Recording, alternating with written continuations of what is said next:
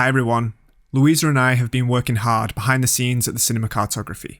We just launched the House of Tabula, a new home to showcase our artwork here on YouTube. We're committed to staying independent, no sponsorships, 100% fan-funded, and your support on Patreon is crucial for this. Patrons receive access to our weekly podcast, Acid is Bad for Business, our 5-part composition workshop, all episodes of The Deep Dive, our new Discord server, and much more. Join our art manifesto today. Thank you, and enjoy the show.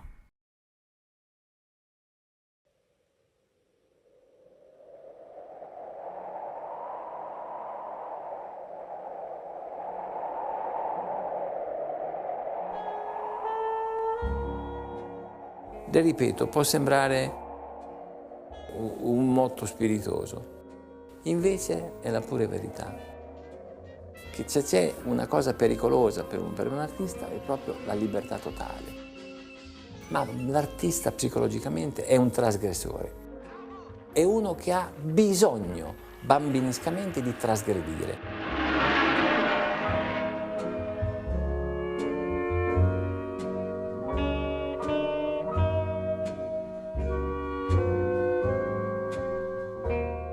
In a medium that's all about seeing things, it's the role of the director to remain unseen.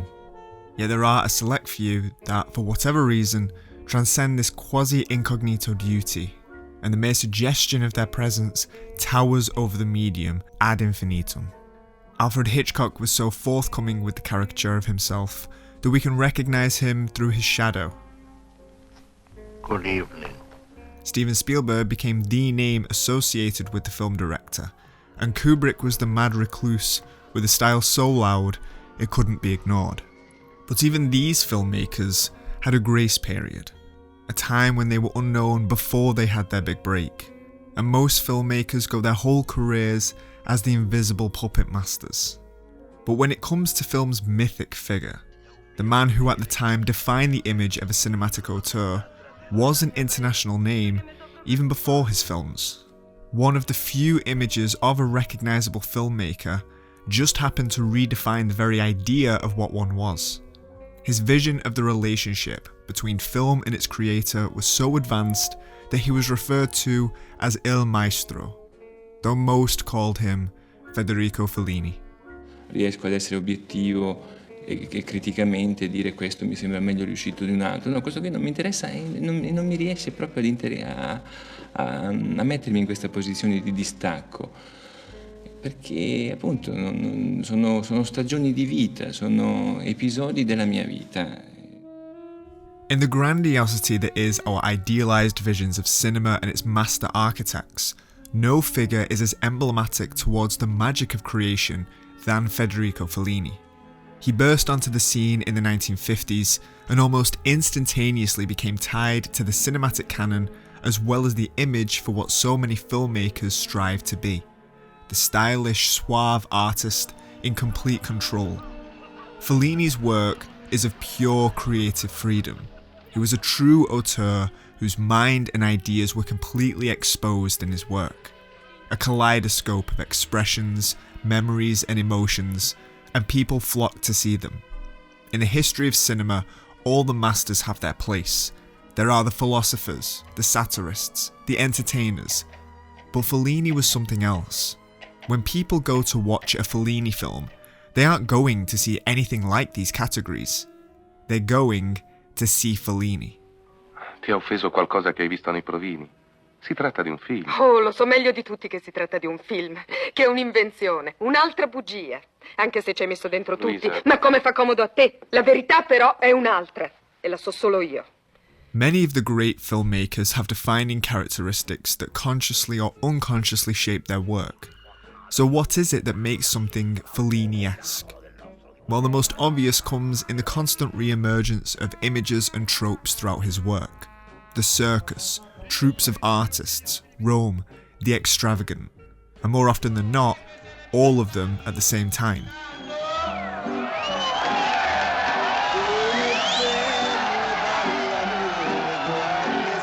He displays a kind of cavalcade of humanity that seems so opposed to one another that they all have to fight just so that they can have their little bit of space to exist. There's a scene in I Vitelloni of a local peasant burying an artisanal angel in the sand. This is Fellini. This was what he saw of Italy and embraced it. The high art, the magnificence of civilization, la dolce vita, and the paupers, the scoundrels, I Vitelloni. There's an innate duality within Fellini's work that many times contradicts itself, the love of the church and the love of decadence. But rather than finding the reasons behind it, Fellini simply lets them live with equivalence in his frames. The result can be an array of people on a film set holding hands and dancing in their own confusion.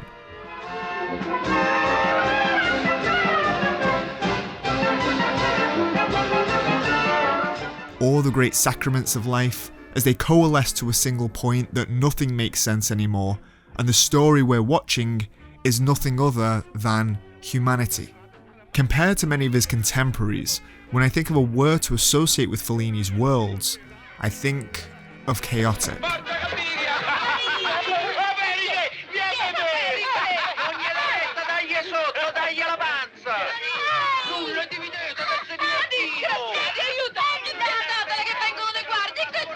Seemingly impossible to have a focal point with so much going on, so many of Fellini's frames are him jumping in a single scene from place to place like an excitable observer.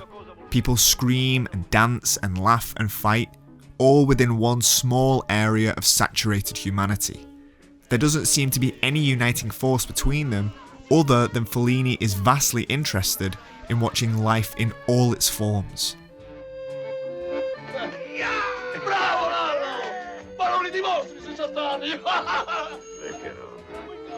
Certo che tuo fratello è proprio un rampatacca. Ma è giovane lui. Adesso salto antico della Malesia! In Fellini's Roma, he plays on the idea of the city of Rome as his main character. It's made of several vignettes of sequences that simply display the idea of a Roman way of living. We move between them all with no rhyme or reason, other than it's clearly of great interest to Fellini. And nothing is more authentic than a 12-minute sequence of an outdoor banquet where we watch families and friends simply being.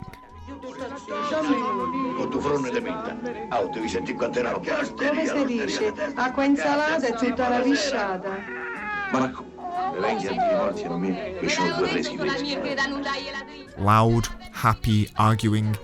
All of this would be overwhelming for most, but Fellini embraces this chaos. For through his lens, this, living, is a thing of beauty.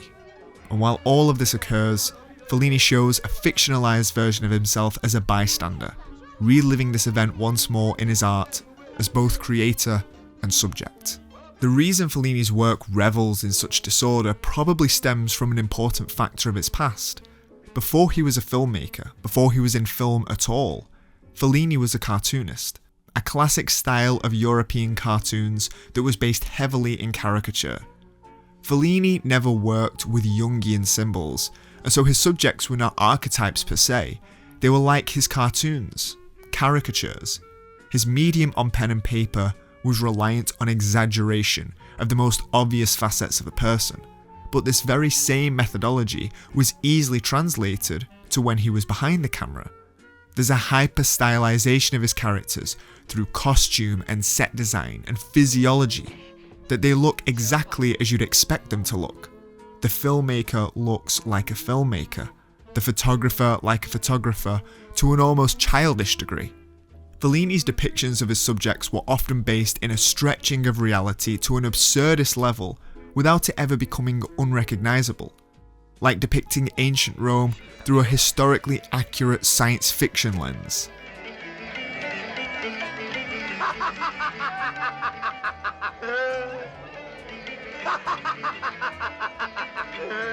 But although Fellini observes people through a childlike fascination, one shouldn't confuse his work with a lack of depth. Before Fellini directed his first film, he was already well versed throughout Italian cinema, being a well-regarded screenwriter throughout the 40s within the Neorealist movement. Alongside notable Neorealist filmmakers such as Rossellini, Fellini's first ventures in cinema were rooted in stories of the commoner, the earthly struggles, the de-dramatised depictions of post-war Italian society. With films like Paisan and Rome Open City, it appeared that Fellini's lens was acutely attached to his fellow man and the search for humanity from injustices outside of his control. Neorealism wasn't a political movement by its definition, but it was clearly spurred on by many artists' desire to illuminate the realities of the world they currently inhabited. The stories were real, the locations were real. So then how does Fellini begin his journey like this, and then by the time he has his own voice, show this?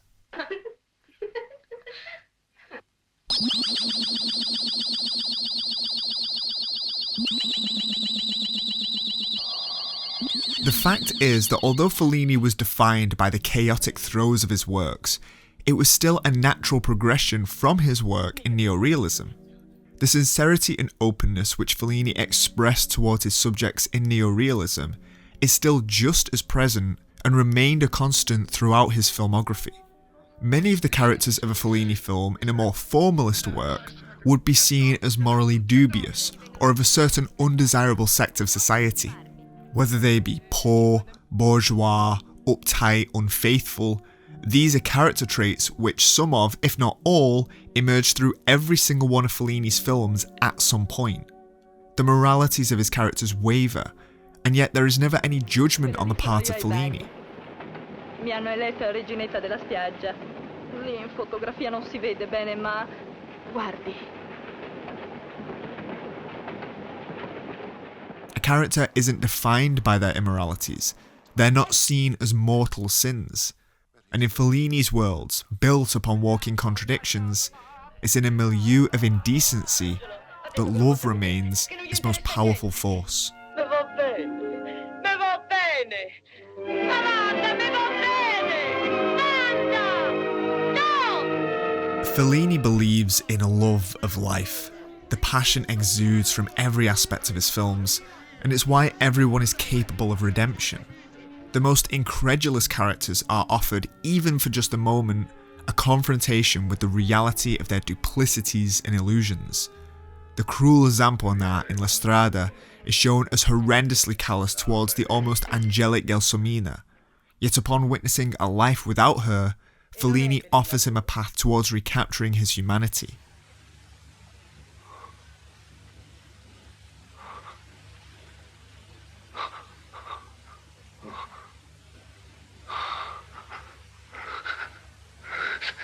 He shows the realities of what a lack of love can bring. Ultimately, what Fellini displayed in his methodology was the natural experience of moving from neorealism towards something new. The sentiments are still the same, it's just society that's changed. This large shift wasn't only reflective of Fellini's perspective, but as of Italy as a whole. Growing up in Mussolini's Italy, the image of fascism remained a haunting concept for Fellini. Not one that spurred hatred, but instigated rejection and instinctive rebellion. For all intents and purposes, fascist-occupied Italy was a closed country, and one whose insular culture fueled a recontextualization of Italy through nationalist images. So during this period, Fellini was one of the many Italians who were greeted with the imagetic monoliths of recapturing imperial Roman power, and that the Roman Empire can be resurrected by the most deserving, the Italian people. They were the greatest, the smartest, the most beautiful. And Fellini, like many others, saw this entire thing crumble. In turn, Italy not only opened its borders to the outside world, but its consciousness to its own realities and imperfections. Thus was born Italian neorealism. But Fellini went a step further. With this realization that Italy was indeed a fallen empire, both of ancient Rome and now the fascisti, all that was left over were the Italian people. But for him, this was a cause for celebration. What could be more celebratory than the mere act of living regardless of circumstance? Fellini expanded neorealism, which was the bittersweetness of surviving in a changed world, into a joy of humanity despite the situation.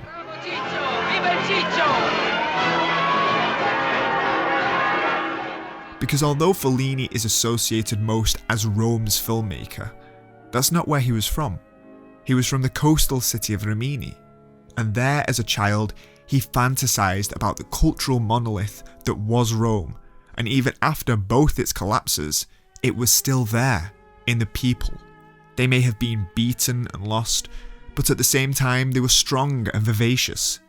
Fellini's imagined versions of Rome were and have always been his catalyst and his truth. Il Granduca aveva ottenuto dall'ammiraglia austriaca una tregua per permettere lo svolgimento del nostro rito funebre.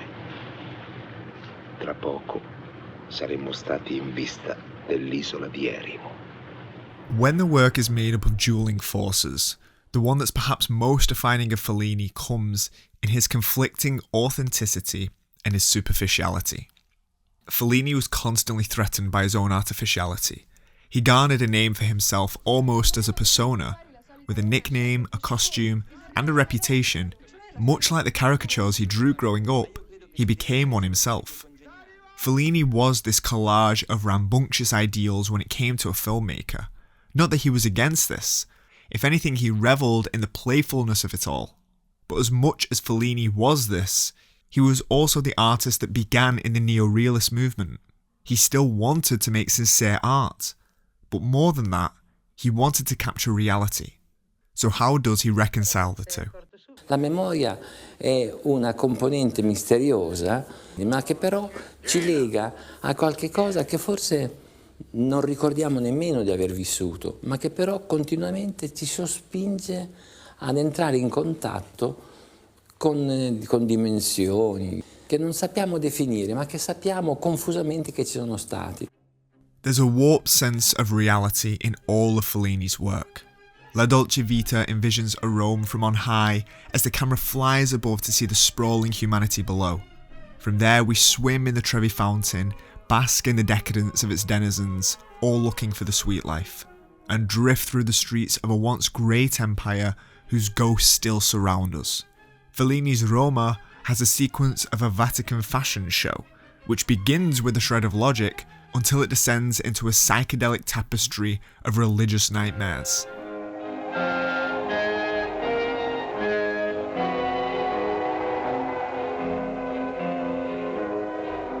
There's a thread of reality within his works until it devolves into its own plasticity, one which we're forced to accept. Much like the clowns we see so often in his work, the recognisable lives beneath the mask. In Amarcord, Fellini aimed to create a work about his home of Rimini, and in doing so made a film almost entirely through a vein of nostalgia. Yet this true-to-life tale is made up of nothing other than artifice. Characters talk to the audience, multicoloured lights perfectly paint the walls of a room, and the people are completely coordinated in movement, colour and composition. Fellini is a puppet master of his own world, a world made of puppets. Why in Amarcord, a film about how Fellini grew up, do we see a film so unlike the real world? Because, with no hyperbole, this was Fellini's real world. Un cineasta è più protetto di un altro tipo d'artista nel contatto con le proprie zone inconsce. È protetto da un rituale che forse segue inconsapevole. Suggerire un'invenzione continua, scenografica, coreografica, fingere, fare un mare finto, un prato finto, un temporale finto. Tutta questa finzione inconsapevolmente non fa che ripetere un certo rituale. Fellini does not separate imagination and reality. The two coexist as equally in real life as they do in his films. Giù definitivamente.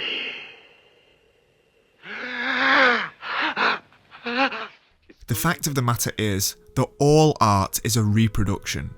Even when working with neorealism, it still required a script, a camera, sound. All of the artifice that goes into filmmaking was present in the realist form of cinema there was. And so he learned that if cinema was to capture a form of absolute reality, then the realist reality would still be a form of creation. Antithetically, The reality of cinema should never adhere to our absolute realities outside of the arts, because there's no artifice within them. They're not a reproduction. Reproductions of realities stem from our experiences, our memories, our emotions. When something is reproduced, it is innately something synthetic, something artificial. Fellini is creating pure fantasy worlds because to him, this is the only way we can experience a true reality. A reality that is the subjective experience of one attempting to capture the universal in us all. An abstraction of life made recognizable. Teo, senti, lo vedi che tuo fratello si arrabbia? Venite giù, su! Voglio una donna! Images that are both real and unreal at the same time. A crying clown. An ocean that's not made of water, but of plastic. Our memories of the real is what Fellini tries to convey. And if the reality of what it actually is wasn't how he experiences it, then it's liable to change until it becomes something unreal, thus even realer. It's about our instinctive reactions. Rome was still seen in Fellini's work through the eyes of a provincial boy that could only imagine it.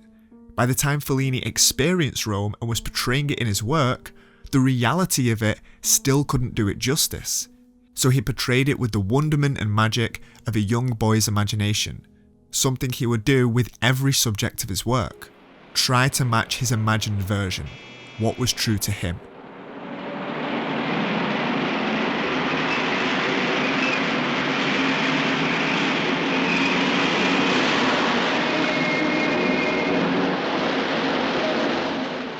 Studio number 5 at Cinecittà was like a second home to Fellini, because he could shoot so much there, but he would do it in a manner opposite to what was expected.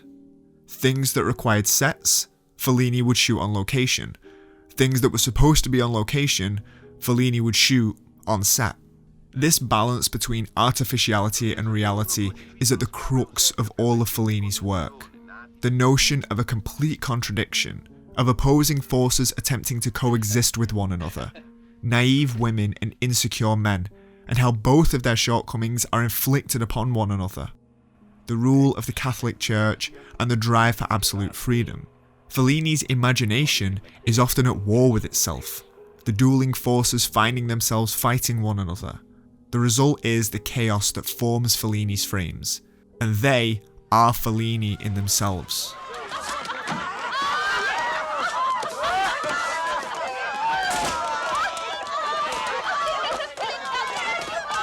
Look upon all writings and discussions of Federico Fellini, and the last thing that seems to ever be mentioned is his technique. What tactile elements exist within the idea of the Fellini-esque? Although there is a certain aesthetic that Fellini films fall into, the moment-by-moment decision-making as a director is not what differentiates him. This is perhaps the first master director that I've spoken about, wherein a dissection of his filmmaking techniques is not what will illuminate one's experience of Fellini's work. Is this to degenerate his filmmaking? Absolutely not. If anything, the look and sounds and atmospheres of his films are all masterfully done. From the existential landscapes of I Vitelloni to the gaudy drapings of Satyricon, Fellini's films looked beautiful. And even recurrent techniques of Fellini, such as the slow pans of an almost dreamlike scenario, were shot in a manner that suited the more prevalent formalism of the era, yet still reached outwards to grasp the experimental. Because although Fellini's work is classical, we wouldn't confuse him as a formalist filmmaker. A filmmaker's intentions are often tied to their process. We learn exactly what they mean to do based on their writings, their relationships with actors, how they conduct themselves on set. For Fellini, his stature and power on set was no secret, however it is as contradictory as the subjects of his work. Io non credo che il termine improvvisazione abbia a che fare con il processo della creazione artistica. Direi che è necessaria la disponibilità, cioè rendersi disponibile alla cosa che sta nascendo e che ancora è informe, magmatica, confusa. He's presuming that people understand improvisation as a process where you go through a series of rehearsals or whatever until you discover something. But the whole film is an improvisation.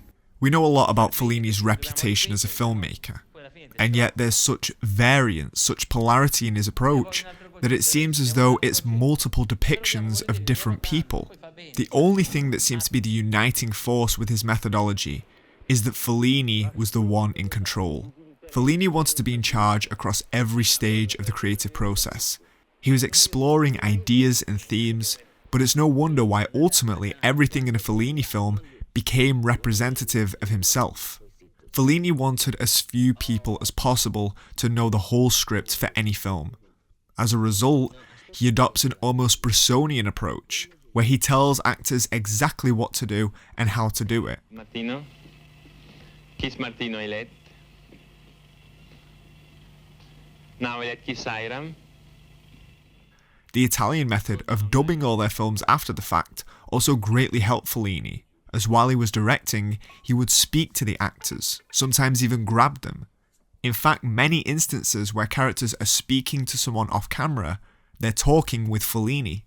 A me è successo o di vedere una fotografia del mio film oppure in televisione di vedere un pezzo.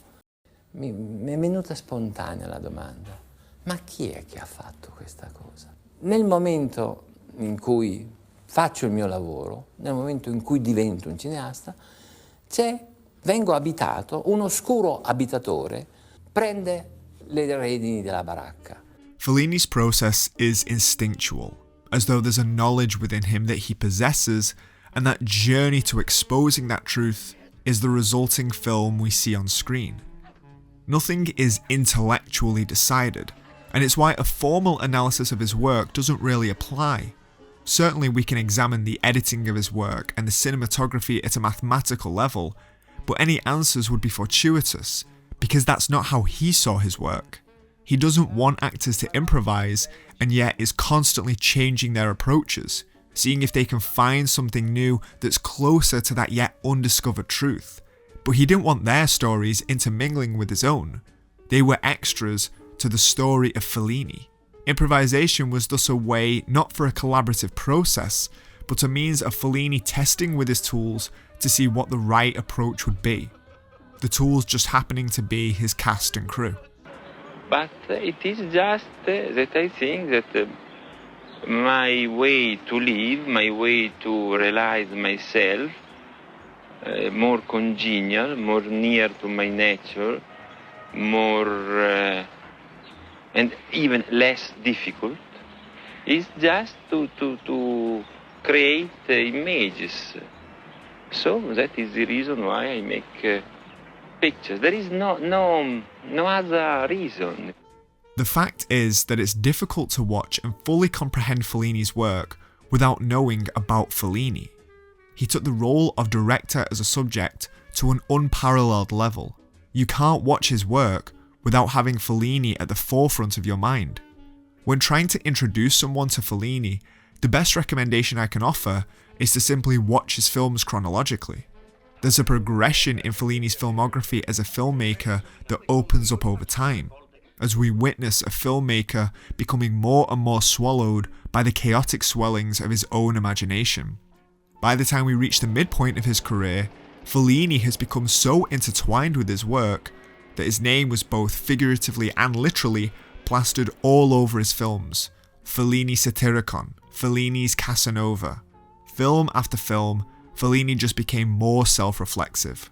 The zenith of this being 8½, a film in which Marcello Mastroianni channels his greatest Federico Fellini impression, in a film about a lost filmmaker trying to create a science fiction epic. All the while he juggles the doubts and insecurities he possesses about his relationship, his artistry, and what it is he's even making. Ma che si dovrebbe fare? Cos'è che si deve fare? Interpretato con rispetto. Perché... Conocchia, scusami se ti ho trattato male. Sei stato bravissimo. Il più bravo di tutti, sai. 8½ creates an alter ego of Fellini but one where he's still the butt of the joke. In Roma, Fellini appears as both the fictional and real version of himself, and he leaves Rimini and all of those people who shaped his past by train, only to arrive by train in Roma. And as he's leaving, the sound of the goodbyes were recorded by Fellini himself.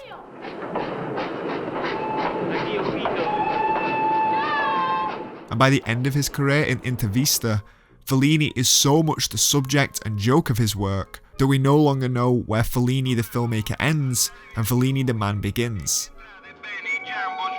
Permetta, Daniela, toglietevi da là sotto voi due. Roberto, vai in cabina tu. Ecco, vedete, la gru deve oltrepassare la chioma dei pini. He grew so large that he devoured his work, to the point his movies were an appendage of him. Whatever deconstructions, dream sequences, or carnivals made up his films, one thing always remained: it was undeniably Fellini. Dal divino poeta Dante a Pascoli d'Annunzio, numerosi sono gli alti ingegni che hanno cantato questa terra e i suoi innumerevoli figli che hanno onorato con segni d'eternità l'arte, la scienza, la religione, la politica. Ma chi sei? At times, reality seeps through the unnatural. At others, the outlandish reveals itself nestled beneath our realities. This dream logic is the glue of Fellini's vision. A vision where Italy is stitched together through its entire history, told by one creative as its central character. Federico Fellini's work was always loud and over the top. Crowds of people from all walks of life are squashed into frames to the point that we can't fit any more in, and yet Fellini's stubbornness continues to want more and more. That is his essence, a pure celebration of life and everything that comes with it. His world should be incomprehensible, a domain of harems, circus performers, dictators, artists, like a multicoloured tarot deck let loose upon the city of Rome. There was a Rome before Fellini and one after, and in between, he reflected his imagined, idealised version onto the screen, even if it was a warped kind of spectacle.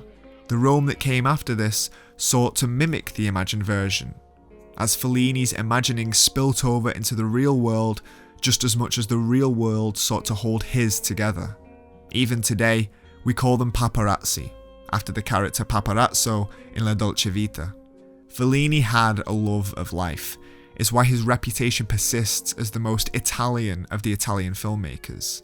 The longing depth of sex workers, the listless wanderings of the intellectual, the religiosity of the sinner. Fellini's moralities are reflected through his aesthetics. It's all laid as it exists in front of us, and through their fight for supremacy lies a depiction of modern life as a chaotic amalgamation of worlds. And he casts no judgment upon any of them. Rather, Fellini's work allows us to revel in the world as it is, in the way only he understood. That for an artist to be true to their vision, they must first unravel their own world. Whatever symbols and emotions and colours exist, they're simultaneously true as well as a complete fabrication. But that's okay, because all art is people finding a way to reproduce those deep sentiments, to see things for how they truly are. Life is beautiful, life is chaotic, life is tragic, life is sweet. Life is everything, and everything is life. Mais je pense que la saison des messages moraux, c'est fini. Le vrai message moral, c'est le message de la vitalité d'une chose. C'est une chose, il est vitale, il y a toujours de la moralité.